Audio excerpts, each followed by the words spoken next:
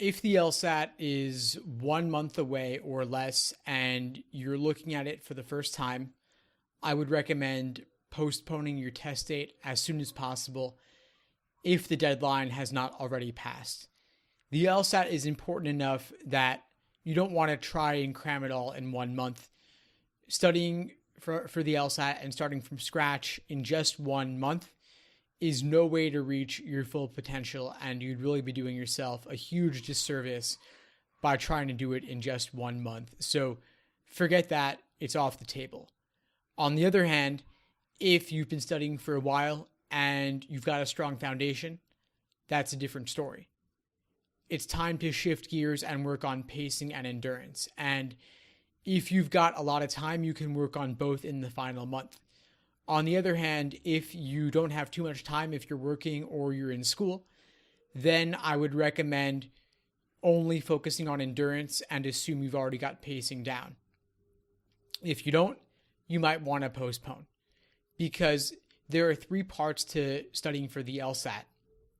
There's number 1, the foundational aspect, which is just learning the basics, learning the different question types and the strategies for each.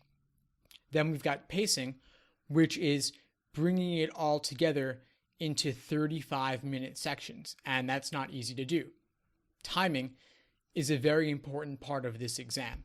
So aside from just the accuracy alone, which you hone in your foundation, you've then got to bring it together in the pacing portion of your study plan. Individual timed 35-minute sections, making the transition from untimed to timed. And then finally, the third part, which is endurance, where you do full-length exams, which are 5 sections, not 4. And so in the final month, ideally, you will be focusing on just endurance. Maybe pacing also if you've got a lot of time.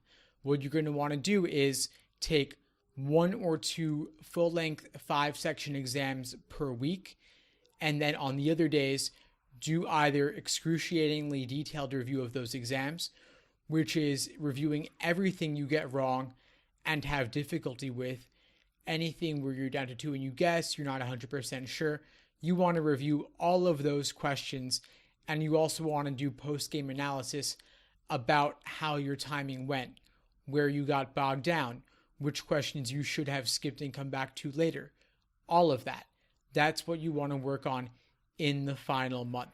So you work on some weak areas as well, but it's primarily full-length exams and detailed review, maybe some individual sections as well. Then the final week of the LSAT, again, just 1 or 2 timed exams, detailed review, reviewing those exams, reviewing weak areas, and finally, the day before the exam, just relaxing. You also want to really focus on your sleep, diet, exercise, and some sort of mindfulness meditation or relaxation practice. All of those quality of life things are really important to have together in the final month in order to maximize your chances on test day, because this exam, more than anything else, it's mental.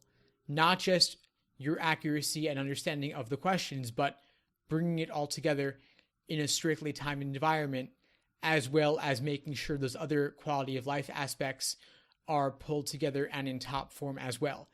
That's how you maximize your chances of success on test day. So those are my thoughts, LSAT prep in the final month. Please feel free to reach out if you have any questions at all. I'm happy to help however I can. All the best to you.